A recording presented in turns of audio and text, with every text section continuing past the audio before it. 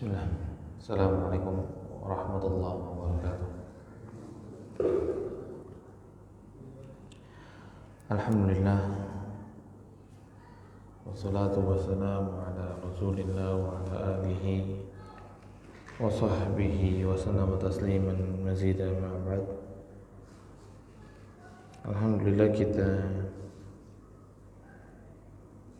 melanjutkan pembahasan kita pada sholat Isya ini.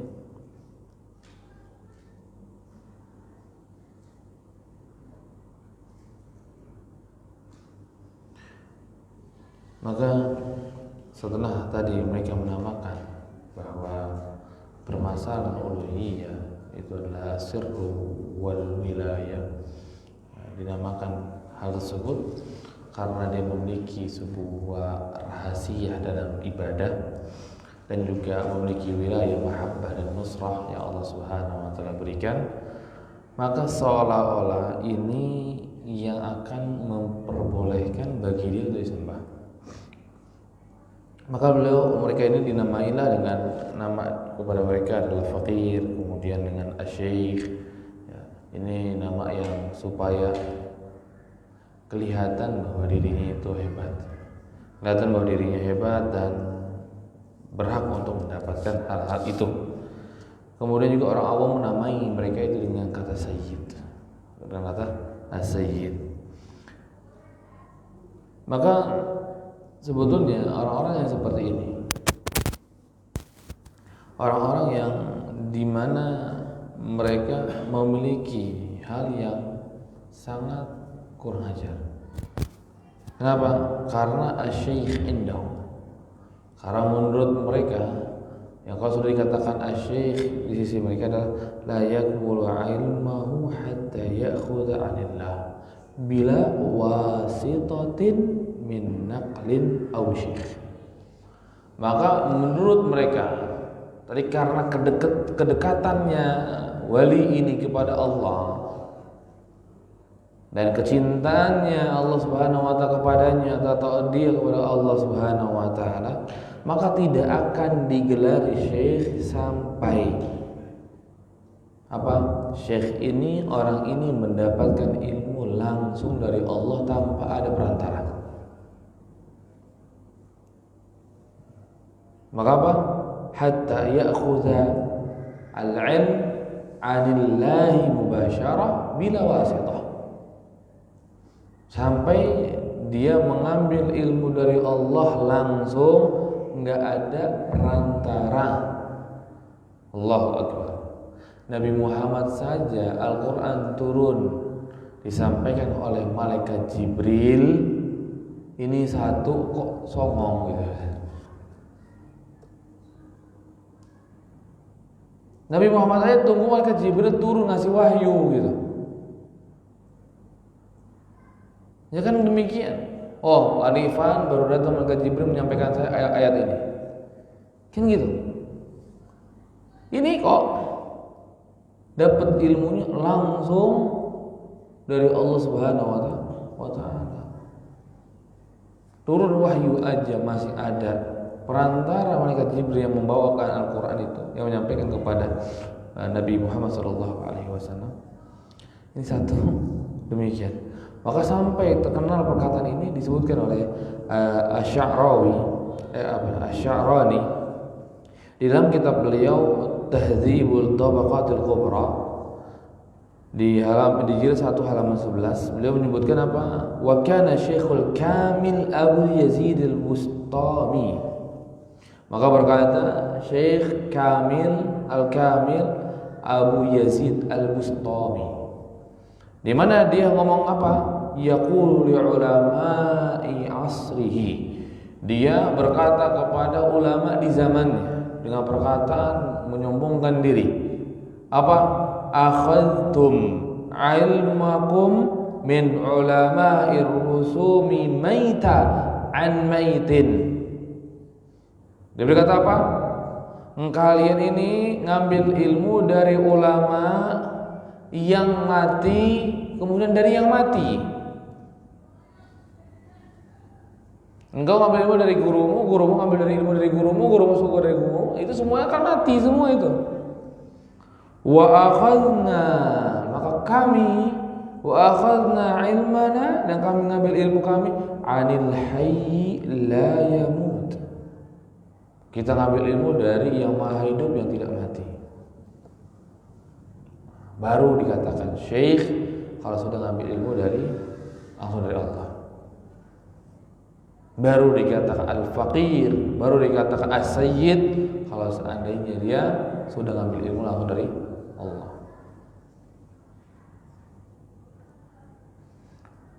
Maka dengan perkataan Abu Yazid ini, maka kita nggak kaget ketika ada di sebuah tempat di Yaman yang katanya ada seorang wanita yang jadi wali Allah, waliyatullah gitu ya.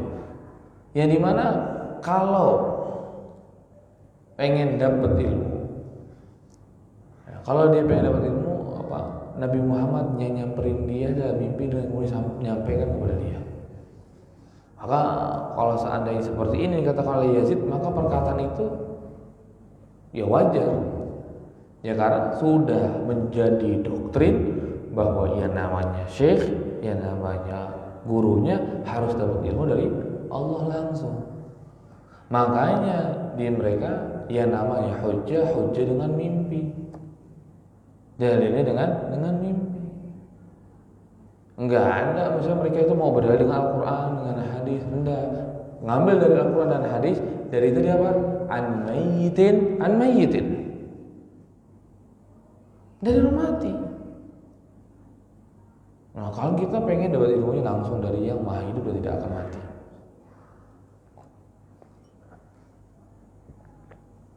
Makanya sering ketika mengantarkan sesuatu, ilmu lu belum nyampe. Karena apa? Ya iya, ilmu kita nggak bakal nyampe dengan ilmu mereka, karena kita dapat kabar dari riwayat, dari sanad, nyambung sanadnya, sedangkan mereka terputus, yang katanya dari Allah, yang katanya dari Allah Subhanahu wa taala. Maka inilah yang akhirnya ketika mereka memiliki sir, ketika mereka memiliki wilayah, ketika mereka memiliki ibadah yang hanya mereka yang tahu, kemudian mereka memiliki kecintaan kepada Allah, penolongan dari Allah Subhanahu wa taala, kemudian mereka dapat ilmu dari Allah langsung, maka apa? Beliau menyebutkan wa bidzalika annahum yadhunnun. Maka dengan sebab itu, maka akhirnya apa? Mereka mengklaim annallaha ja'ala li khawasil khalq manzilah yurda annal insan yaltaji'u ilaihim. Maka dengan sebab tadi, dengan menceritakan kedudukannya dia kepada Allah, dengan dia mendapatkan ilmu dari Allah langsung, maka dengan sebab ini mereka mengklaim, mereka mengira sungguhnya Allah Subhanahu wa taala menjadikan orang dekatnya tanda kutip ini adalah sebuah kedudukan yang Allah ridha kepadanya. Apa manzilah ini? Kedudukan untuk manusia berdoa kepadanya, berdoa kepadanya. Ini yang akhirnya mereka disembah. Oh, kita nggak sujud kok ke dia, kita cuma hanya doa kepada dia, kita minta kepada dia, kita cuma minta syafaat kepada dia. Tapi ini rentetan dari hal-hal yang tadi disebutkan oleh beliau rahimahullah ta'ala. Rentetan dari itu. Maka kalau kita lihat kembali ke dalam surat Yunus ayat 18, maka Allah Subhanahu wa taala menceritakan orang yang semisal wa ya'buduna min dunillahi ma la yadurruhum wa la yanfa'uhum. Maka Allah Subhanahu wa taala tegaskan di sini, mereka menyembah kepada selain Allah yang tidak memiliki kemudaratan, yang tidak bisa memberikan kemudaratan, dan tidak bisa memberikan manfaat kepada mereka. Wa yaqulun, boleh dikatakan mereka tidak punya hak dalam mudarat dan tidak punya hak dalam manfaat, dan mereka malah berkata apa? Haula'i syufa'a'una indallah. Walaupun mereka sudah tahu bahwa orang yang dia sembah, orang yang dia minta ini nggak punya mudarat dan nggak punya manfaat, tapi mereka malah ngomong apa? Syufa'auna indallah. Mereka ini adalah pemberi syafaat kita di sisi Allah. Di sisi Allah. Ini kan yang ngomong mereka. Jadi Allah Subhanahu wa taala menyebutkan bahwa ada orang kelompok musyrikin yang menyembah, yang minta kepada seorang selain Allah Subhanahu wa taala min dunillah untuk mendapatkan syafaat nanti di sisi Allah. Jadi dia doa kepada syekhnya, dia doa kepada saya Allah, dia minta kepada saya Allah untuk mendapatkan syafaat di sisi Allah. Kan itu. Sedangkan Allah sudah katakan syekhnya nggak bisa memberikan manfaat, tidak bisa memberikan mudarat. Lihat selanjutnya apa yang Allah katakan. Selesai gitu, Allah langsung katakan tutup ayatnya dengan subhanahu wa ta'ala amma yusyrikun. Enggak. Allah katakan apa? Sebuah ungkapan yang sangat menakjubkan. Allah sebutkan, "Qul," katakan wahai Muhammad, "atunabbi'una Allah bima la ya'lamu fis samawati wala fil ardh." Maka katakan wahai Muhammad, apakah mereka menyampaikan tentang suatu hal kepada Allah, sesuatu yang Allah tidak tahu di langit dan di bumi? Allah sudah katakan mereka nggak bisa berikan manfaat, mereka tidak bisa memberikan mudarat, mereka nggak bisa berikan syafaat. Kok kalian tetap ngomong itu? Apakah kalian mau ingin mengkhabarkan kepada Allah sesuatu yang Allah nggak tahu? Tegas sekali. Qul atunabbi'una Allah bima la ya'lamu fis samawati wala fil ardh. Begitu, makanya nanti Imam Tabari rahimahullah taala menyebutkan dalam tafsirnya, yakni annahum kanu ya'buduna raja'an syafa'atuha indallah. Yang dimana mereka ini menyembah kepada selain Allah Subhanahu wa taala dengan penuh harap dan mengharapkan syafaat di sisi Allah Subhanahu wa taala. Syafaat mereka di sisi Allah Subhanahu wa taala. Qala Allahu lin nabiyyi Muhammad sallallahu alaihi wasallam. Maka Allah Subhanahu wa taala berkata kepada Nabi Muhammad sallallahu alaihi wasallam, "Atakhbiruna Allah bima la yakunu fis samawati wala fil ardh." Maka Imam Tabari mengatakan, katakan wahai Muhammad, apakah mereka ingin mengkabarkan kepadaku sesuatu yang tidak terjadi di langit dan di bumi? Kemudian وَذَلِكَ أَنَّ الْآلِهَةَ لَا تَشْفَعْ لَهُمْ عِنْدَ اللَّهِ فِي السَّمَاوَاتِ وَلَا فِي الْأَرْضِ. Karena apa yang disembah oleh mereka tidak akan memberikan syafaat sedikit pun di sisi Allah Subhanahu wa taala. Mau itu di langit, mau itu di bumi. Mau itu di langit ataupun di bumi. Ini terjadi. Nabi Muhammad sudah kabarkan, itu nggak akan terjadi. Nabi Allah Subhanahu wa taala tegaskan bahwa mereka nggak bisa memberikan manfaat dan mudarat, tapi mereka apa? Tetap melaksanakan hal itu dan mengklaim bahwa ini adalah sebuah pemberian syafaat nanti di yaumil qiyamah. Kita doa kepada dia akan memberikan syafaat kepada kita nanti di yaumil qiyamah. Maka Allah Subhanahu wa taala dengan tegas berkata, "Qul atunabbi'una Allah bima la ya'lamu fis samawati wala fil ard." Sangat tegas. Sangat tegas. Kemudian Ibnu Katsir menyebutkan, Ibnu Katsir rahimahullah taala menyebutkan dalam kitab tafsirnya, kalau tadi Imam Tabari rahimahullah taala di dalam kitab tafsirnya, kan Imam Ibnu Katsir dalam kitab tafsirnya dia menyebutkan apa? Ankara ta'ala 'alal musyrikin alladziina 'abbadu ma'allahi ghairah. Di sini Allah Subhanahu wa taala mengingkari orang-orang musyrikin yang menyembah kepada Allah bersama dengan Allah dengan orang lain lagi, dengan selain Allah Subhanahu wa taala. Kemudian apa? Dhannina anna tilka alihatan fa'uhum syafa'atuha indallah.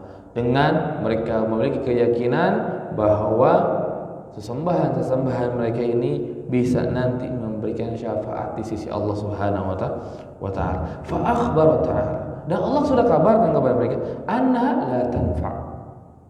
Allah sudah kabarkan mereka itu enggak bermanfaat. Mereka tidak akan bermanfaat. Wala tadur, dan juga bisa memberikan kemudaratan. Wala tamliku syai'a, mereka enggak memiliki sesuatu apapun. wala yaqa'u syai' mimma yaz'umuna fiha, dan mereka itu enggak mungkin akan terjadi sesuatu apa yang mereka klaim bisa memberikan syafaat di sisi Allah. Wala yakunu hadza abada, maka beliau bilang dan enggak mungkin itu terjadi. Dan itu semua enggak mungkin terjadi. Walihada, maka karena ini Allah berkata, qala qul atunabbi'una wa qul atunabbi'una Allah bima la ya'lamu fis samawati wala fil ard. Allah sudah kabarkan itu nggak bisa memberikan manfaat, itu nggak bisa memberikan mudarat, itu nggak akan terjadi, itu nggak mungkin mereka bisa memberikan syafaat nanti di sisi Allah. Allah sudah katakan, tapi mereka tetap lakukan dan tetap mengira itu terjadi. Maka Allah dengan keras berkata, apakah kalian ingin mengkabarkan kepada Allah sesuatu yang Allah tidak tahu di langit dan di bumi?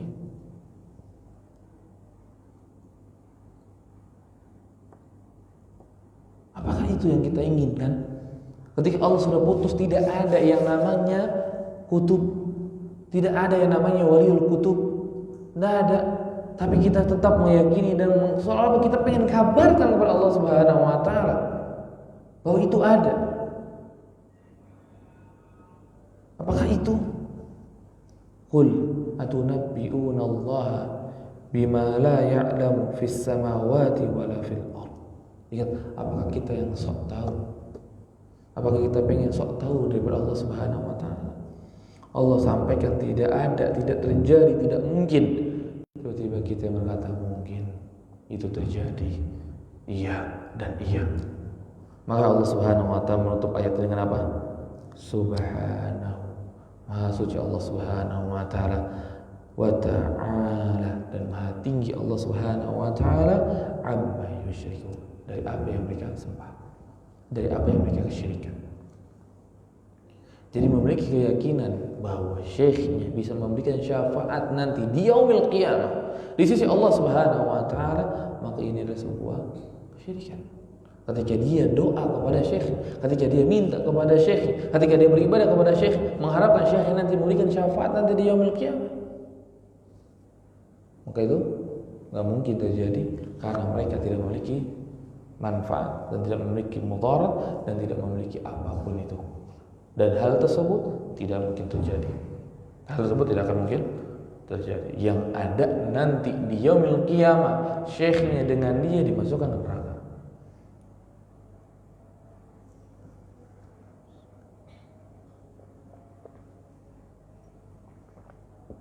Karena sudah menyebarkan permasalahan kesyirikan, dan maka mereka praktekkan kesyirikan tersebut.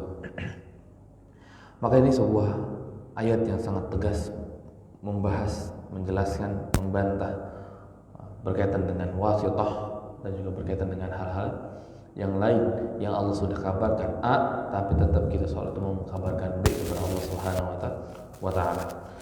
Kemudian beliau menyebutkan yaltajiuna ilaihim, maka akhirnya manusia itu berdoa kepadanya. Jadi kan ketika Allah sudah cinta dengan dia, akhirnya Allah berikan sebuah kedudukan kepada wali ini yang akhirnya boleh manusia berdoa kepadanya. Kemudian wayarjunahu, dan juga bolehnya roja kepada mereka, wa yastaghitsuna bihim, dan boleh beristighatsah kepadanya, wa yaj'aluhum wasithah bainahu wa bainallah. Dan akhirnya mereka juga mengklaim, meyakini bahwa orang ini, wali ini dijadikan wasithah, perantara antara dirinya kepada Allah. Maka semua ini adalah kebatilan. Semua ini adalah sebuah kebatilan yang Allah Subhanahu wa taala sudah jelaskan di dalam ayat surat Yunus ayat 18 berkaitan dengan apa yang diyakini yang diperbuat oleh musyrikin di zaman Rasulullah sallallahu alaihi wasallam. Kemudian sudah dikatakan, qul, katakan wahai Muhammad. Berarti perbuatan ini sudah dilakukan sebelum kita. Berarti sudah dilakukan dari Nabi Muhammad, karena Nabi Muhammad disuruh ngomong kepada musyrikin ini. Jadi orang yang menyembah, orang yang meminta kepada selain Allah berharap untuk mendapatkan syafaat, kan gitu. Itu apa? Sebuah hal yang sudah terjadi di zaman Allah, di zaman Nabi Muhammad sallallahu alaihi wasallam. Jadi nggak ada kata, oh dulu itu nyembahnya berhala, kalau kita kan wali. Enggak. Ini ayat ini jelas sudah terjadi di zaman Nabi Muhammad. Kalau Nabi Muhammad Menyebutkan apa? Katakan wahai Muhammad. Allah sebutkan katakan wahai Muhammad kepada mereka. Berarti sudah terjadi. Sudah terjadi. Dan sudah ada orang-orang yang nyembah modelnya seperti itu. Nyembah wali, nyembah orang soleh, berharap orang soleh ini akan memberikan syafaat nanti di yaumul qiyamah karena kedudukannya dekat dengan Allah. Jadi di zaman Nabi Muhammad itu yang namanya sesembahan selain Allah beragam, bukan satu model, bukan cuma hanya nyembah patung, bukan hanya cuma nyembah patung, tapi nyembah banyak hal yang terjadi di zaman tersebut dan semuanya dibatalkan dan diingkari oleh Rasulullah SAW. Maka kemudian nanti perkataan beliau falladzina yaz'umu anna syirka fi zamanina annahum wasaituhum wa humul ladzina yusammuna awwaluna aliha wal wasitah wal ilah. Insyaallah kita akan bahas di pertemuan yang akan datang. Barakallahu fikum. Mungkin sebelum ditutup ada pertanyaan yang ingin ditanyakan. Oh ya. Assalamualaikum warahmatullahi wabarakatuh. Fenomena di sekarang Ustaz, mungkin banyak ditemukan di masa itu terlihat orang yang memuliakan mungkin orang-orang soleh dan mungkin orang tuanya tujuannya untuk memuliakan atau mungkin mendapat berkali dengan cara mungkin mereka itu ada yang mencium-cium kakinya sampai mencuci kakinya sampai diminum air cuciannya. Cuciannya itu keberkahan itu apakah itu termasuk sampai tingkat kesyirikan atau gimana? Ayo, insyaallah barakallahu fiik. Dan bismillah alhamdulillah salatu wassalamu ala rasulillah. Sekarang lagi viral ya film tersebut ya. Itu dari film ya yang sekarang viral ya. Sebenarnya kejadian tersebut sudah terjadi di zaman kita pada hari ini. Maka difilmkan dan barulah mulai sebagai orang melek bahwa hal tersebut kayaknya nggak pantas ya. Bahwa hal tersebut nggak pantas. Maka kalau kita lihat dari apa yang dilakukan, misalkan sampai ceritanya memuliakan wali yang akhirnya sampai mencium kakinya, yang sampai dia sujud kepada wali tersebut, yang akhirnya dia mencuci kakinya, meminum air cuciannya, maka di sini dari permasalahan sujudnya sudah terlarang. Kita dilarang untuk sujud kepada seseorang. Untuk permasalahan sujudnya terlarang. Diharamkan di umat Nabi Muhammad SAW untuk sujud kepada selain Allah. Karena sujud hanya lillah. Wasjudu lillahi in kuntum iyyahu ta'budun. Karena kita hanya diperintahkan untuk sujud kepada Allah Subhanahu wa taala saja, tidak boleh kepada selain Allah Subhanahu wa taala. Kalau kita sujud untuk memuliakan, menghormati dan mengagungkan dan segala hal dari permasalahan ibadah, sujud kepada wali itu misalkan bisa jatuh kepada kesyirikan. Jatuh kepada kesyirikan. Karena sujud ini adalah sebuah ibadah. Kalau itu dikatakan dia sedang ibadah kepada syekhnya, maka jatuh kepada kesyirikan. Karena sujud hanya kepada Allah. Tidak boleh sujud kepada saya Allah Subhanahu wa taala. Dan kalau seandainya dia nggak sujud misalkan, tapi dia cuma cium kaki, nanti kan enggak sujud kok kita. Sekarang kita cuma cium kaki. Dia duduk di atas bangku, kemudian kita duduk di bawah, kemudian kita cium kaki, kita cuci, kita minum. Maka ini adalah sebuah hal ghulu berlebihan yang tidak pernah dilakukan oleh para sahabat kepada Rasul. Sedangkan Rasulullah SAW adalah secara zat kita katakan, secara fisiknya berkah. Fisiknya berkah. Maka para sahabat itu mencari air liurnya, mencari bekas wuduknya, bahkan seperti Ummu Salamah itu mencari keringatnya. Bahkan sampai sahabatnya minta bajunya. Kenapa? Supaya bajunya itu masuk ke dalam bajunya dia. Supaya apa? Keringat, bekas keringatnya masuk ke dalam diri. Sampai ada sahabat juga yang melanggar minum darahnya. Itu aja.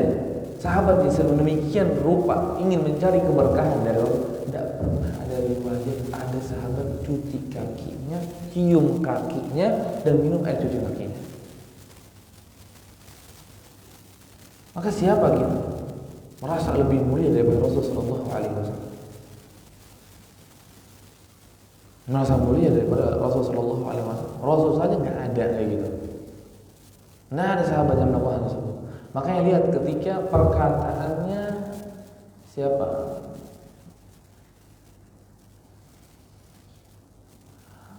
Raja Romawi. Ya Raja Romawi lah ya. Raja Romawi ketika datang surat Rasul Sallallahu Alaihi Wasallam, ketika dia sudah cross check bertanya, maka dia katakan apa? Kalau saya ada di sisinya, maka saya akan cuci tangannya, cuci kakinya. Ya kan demikian perkataannya gitu. Perkataannya demikian sampai saya pengen mengabdi kepadanya.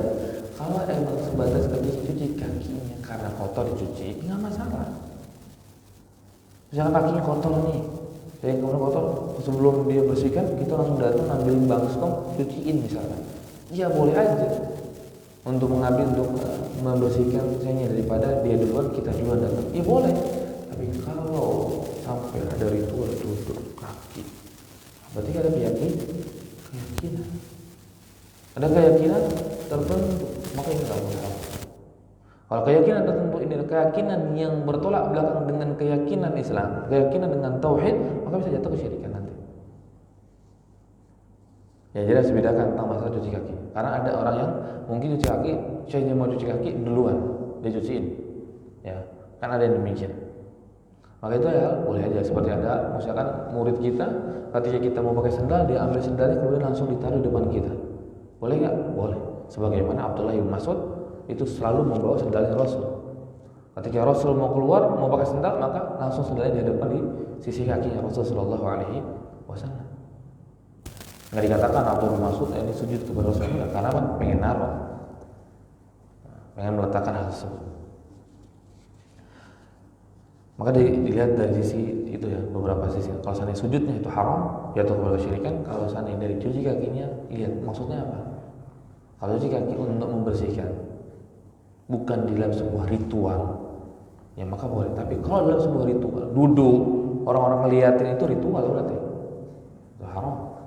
Kalau memiliki keyakinan tertentu, maka bisa jatuh kepada kesyirikan. Barakallahu. Ada lagi? Ya, itu ya.